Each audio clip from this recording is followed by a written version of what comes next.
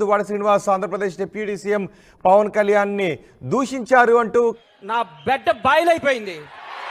Case పెట్టడంతో పవన్ కళ్యాణ్ అభిమానులు case పెట్టడంతో దువ్వాడ శ్రీనివాస్ పై కేసు నమోదైంది. ఎంత మంచి వార్త తెచ్చావురా. I love you, I love you రా, I love you. Come on, take this. Police station కు దువ్వాడ శ్రీనివాస్ వస్తున్న దృశ్యాలు మనం ఆర్టీవీ స్క్రీన్ పైన చూస్తున్నాం. ఒక్కసారి అక్కడ ఏం జరుగుతుందో చూద్దాం. చూడాలని ఉందే, చూడాలని ఉంది. దమ్ములేని నడక చూడు, తొంటి చేతిలోకు చూడరా, ఈ సీమకున్న శని నేటితో బదిలిపోయరా.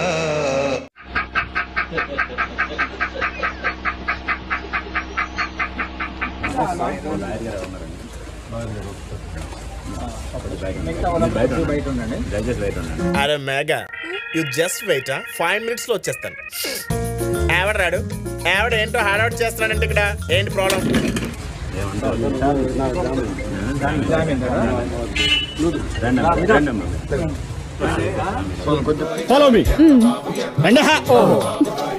వైసీపీ ఎమ్మెల్సీ దువ్వాడ శ్రీనివాస్ మాధురితో కలిసి టెక్కలి పోలీసులు విచారణకు హాజరయ్యారు. మధ్యలో పానకల పొడకల ఇదొకటే. డిప్యూటీ సీఎం పవన్ కళ్యాణ్ పై దువ్వాడ అనుచిత వ్యాఖ్యలు చేసిన నేపథ్యంలో చంద్రబాబు నాయుడు బుద్ధి ఉంది. అసలు నా దృష్టిలో సర్వభ్రష్టుడు పవన్ కళ్యాణ్. వాడు కోతి, క్యారెక్టర్ లేదు. ఎవడైవాడు?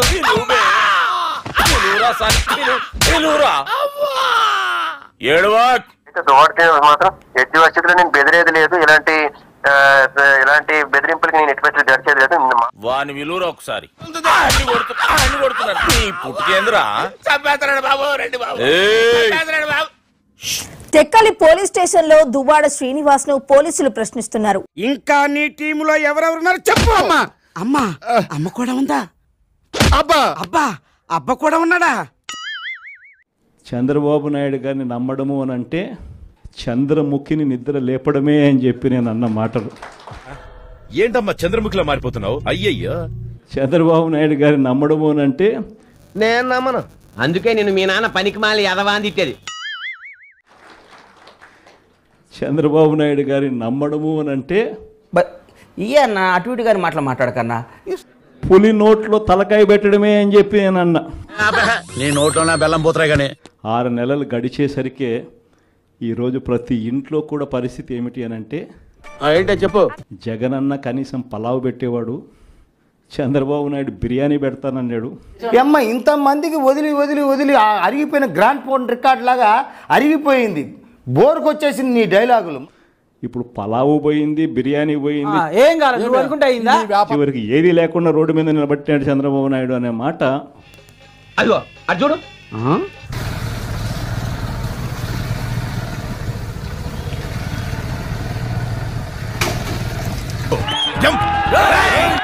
రోడ్డు మీద తిరుగుతున్నాడు ఇవాళ పాపం.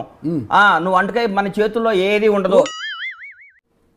కరెంటు బిల్లులు ముట్టుకుంటే చాలు షాక్ కొట్టే పరిస్థితులకి ఈరోజు తయారైనాయి.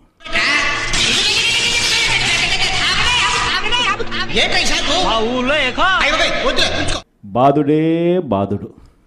Flash back. కరెంటు బిల్లులు 10 రెట్లు పెంచారని, జగన్ అసమర్థత వల్లే ప్రజలు కష్టాలు ఎదుర్కొంటున్నారని విమర్శలు చేశారు. వేల కోట్ల రూపాయలు ప్రజల నెత్తిన కరెంటు బిల్లులు షాకుల రూపంలో వేయగలిగిన పాలకుడు ఎవడైనా ఉన్నాడు అని అంటే అది నేనే, అది నేనే, అది నేనే.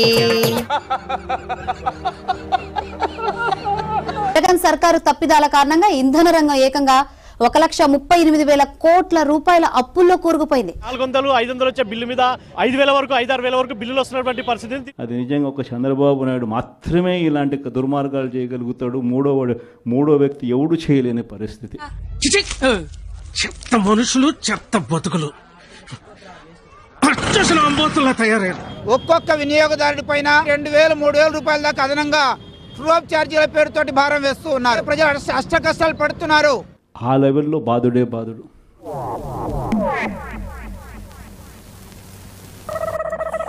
వైసీపీ నేతలు బరి తెగించారు. కొత్త మాఫియాకి తెరతీశారు. Sand mafia.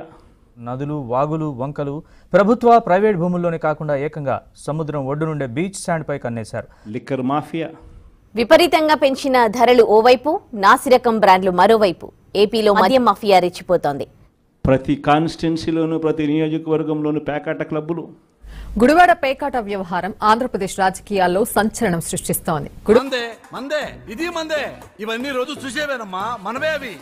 ప్రతి విషయంలో కూడా నాకింత నీకింత అని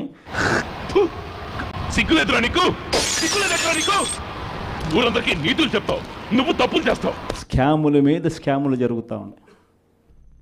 మహామంత్రులు స్వాములు స్కాముల్లో కొట్టుకుపోతున్నారు.